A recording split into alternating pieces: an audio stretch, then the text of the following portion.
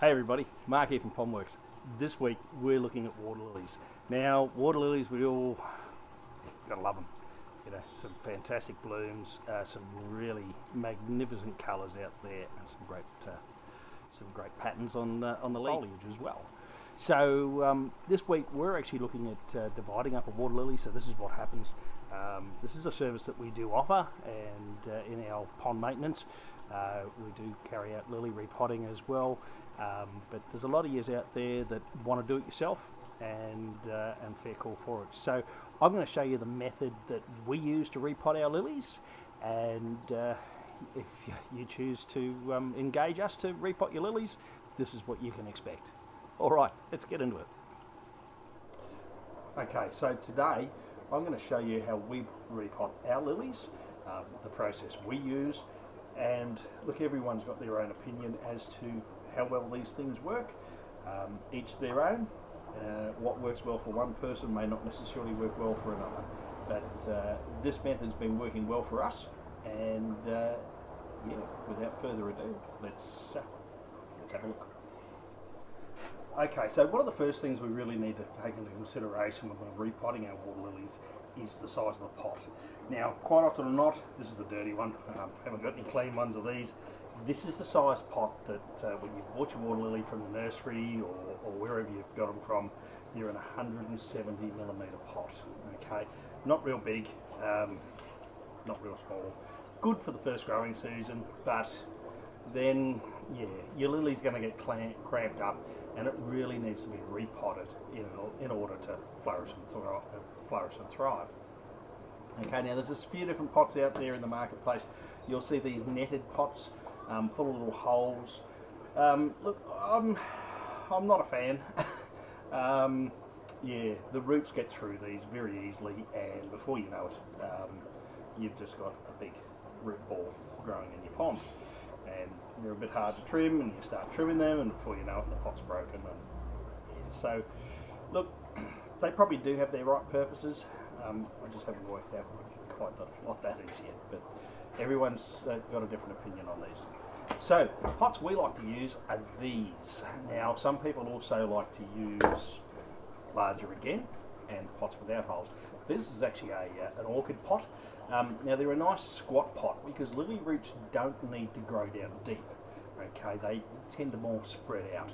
So these are a 300mm pot, and what we do is we actually line these with newspaper, and then we use our own soil medium to pot up that lily and keep things nice and happy. Okay, in some cases people like to even use buckets, right? Now, some people have a preference for holes in the bottom, some people have a preference for no holes in the bottom. I have used large plastic tubs and everything before. I've always drilled them and put some holes in the bottom. Just facilitates it a bit easier when you are lifting them out of the water to let some of that water actually drain out. Otherwise they're extremely heavy when they're filled with the medium, and then you end up hurting your back in the process of trying to lift them out. But anyway, let's get on, let's have a look at our potting medium. Okay, so this is our preferred potting medium. This is a premium top dressing mix, so it's more like a sandy loam. It's very fine and very silty. No organic material in there, so we don't want any of those organics that are normally going to float, sort of potting mixes and things like that. There's too much bark chip in it that actually floats out. So we like to use that premium top dressing mix, that nice sandy loam or silty loam, and a nice coarse medium river sand. So this is a fairly, particles are probably anything up to about 2mm in size. So you'll get these from your local landscape supplies yard. This is commonly known as paver sand as well. A few different outlets, so it'll vary in colour. So this is our preferred mix, and basically it's 50-50. We mix the two together, okay, to form our mix, and make sure it's mixed through thoroughly to get the benefit. The sand helps weigh down the silt particles, and then everything works really well from there. Now, some people prefer to use a fine clay. Look, once again, each to their own. This is the medium that's been working really well for us, so hence this is what we use. But anyway, enough mixing it here on the table. Let's go and get some lilies. Okay, so we've got our potting mix, our lily potting mix already prepared. This is our sandy loam and coarse sand mixture. We've mixed up nice and thoroughly. And we've got our pot. Now I should also mention, you can also buy, there is a geotextile pot as well, offered by Aquascape. And yeah, look, they work all right. They're a nice, good sized pot again for planting your lilies up. Look, once again, my preference is to a more so a rigid pot. They do make life a lot easier to pick those lilies up and move them around. Okay, so the one big thing, obviously, with the sand and soil mixture like this, it's naturally going to fall straight through these holes. So there's a couple of options we can do.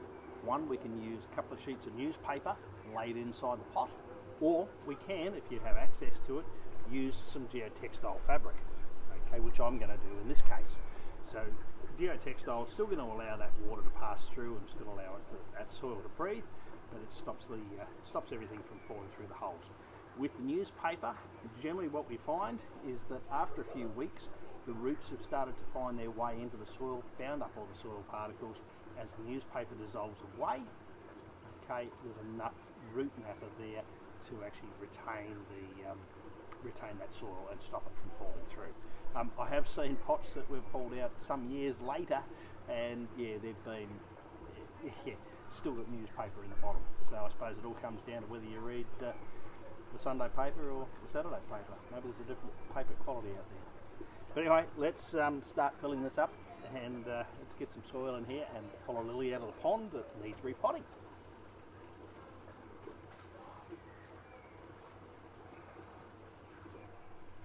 Alright, so we've got a bit of potting medium in here. One of the other things that we need to take into consideration is fertiliser. Now, we like to use these fertiliser tablets, and I don't like to go too crazy with them. Quite often or not, if we go too crazy with them, we end up with excess nutrient in the pond, and yeah, it can really sort of start to cause a lot of algae issues and everything. Look, everyone's different. Some people like to use 2, some people like to use 3. If you're going all out for growing and you want to seriously, yeah, then by all means beef it up. I think 2 tablets is more than sufficient for the lilies that we're dealing with, and certainly in a confined pond situation. You're better off to re-put these tablets in every 3 months. Feed your plants regularly and get them growing that way, rather than dumping a heap of nutrient in all at once. That nutrient leaks out into your pond and starts to grow the algae, and that's the last thing we all want. So anyway, I have here a nicely overgrown lily. You can see this thing's quite literally starting to grow out of the pot, and so what we're going to do is we're going to pull this out of the pot, break it up, and there's probably actually a couple of lilies in there. You can see that the warmer weather's really made it start to shoot. I'm not sure as to what colour this is. I'm not even sure what variety. It's just the first one I grabbed. So yeah, it's an unknown. So it'll be interesting to see just what colour flower we do get off this one. But anyway, let's get into it. So getting them out can be a little bit difficult. The old push on the side of the pot is generally a good thing to sort of do. That way we can a bit of a hit on the bottom, and out it comes. Alright, and as you can see, the root mass on that is just absolutely insane. So very overgrown, very root bound. So we'll start by breaking it up, and you can quite literally just use finger and thumb to pull this apart. You can see this has been planted in more of a clay medium. They're all fine roots that are around the outside edges. You don't find too much of the root matter sort of in the middle. You'll find a few of the larger roots sort of creeping their way through it, but generally they tend to more so stick to the surfaces. But let's get this back down, and there we go. That's breaking up nicely now. Now, one of the things that we do need to take into account with lilies, I'm just going to pot up this main specimen here, is that they grow horizontally. So if you look at that rhizome, you can see there, this was the top of the pot here, and it's growing across, it's tracking across. So whenever we're planting them we've got to think about the direction that lily runners, that rhizome's running, okay, and actually move it in accordance to give it a bit of growth into this pot. So we'll situate it in this pot off to one side, and that way it can still grow towards the centre. Look, I could, if I wanted, I could probably break this rhizome in half again and make more plants out of it, but I find that they do a little bit better when they've got a slightly larger rhizome. So it's always good just to spray those roots up as well and get rid of sort of any dead tissue. Always check your rhizomes over, make sure there's a little bit of rot there on the end. So we always want to get rid of sort of any residual rot on the end there as well. Bit of gravel in there, pull all of that out, get it back to a nice clean looking plant. Basically, we don't want that old soil around those roots. We want to give it some nice new fresh soil and fresh nutrient for it to grow in. So these longer roots we can trim back a bit. We don't need to have this much root matter. We want to encourage those smaller roots to actually stabilise the plant. Alright, so here we go. Don't know if you can see that at all. So we're going to position this, we're going to spread those roots out a little bit and start filling our pot up.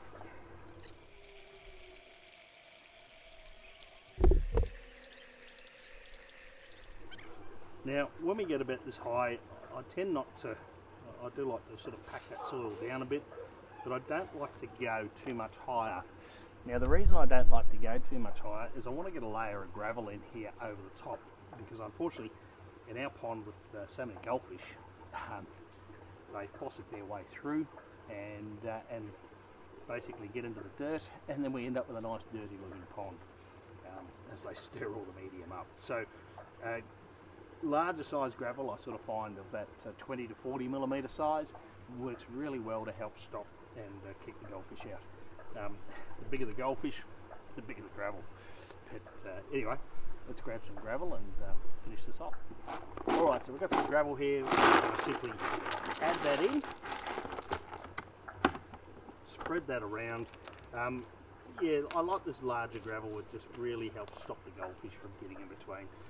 We've got some pretty big goldfish here, and even a 20 mil pebble like that, they're successfully lifting and getting in between it. So I might add a little bit more, but you get the general idea. You don't want to ideally cover the corn, you certainly don't want to cover the crown as such, but yeah, just make sure you've got all those surfaces covered, and that should stop your goldfish from pulling everything out. The other thing we're going to do is we're going to give it a light water just to wet down. This soil is a lot drier than obviously what's in the water, so we're going to wet it down first, and then that way as we move this pot into the pond, there's less risk of a lot of those soils releasing, okay, and fouling. Okay, now that we've got our lily all, our soil all soaked in, it's ready to go into the pond.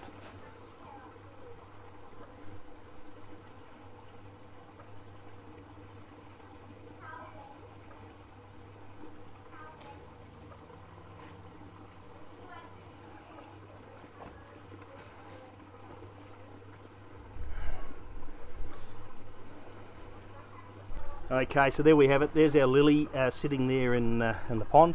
Now these leaves, even if you've taken it from a shallow area, it's quite amazing. These leaves will actually reach the surface probably within the next 24 to 48 hours. They'll be floating flat.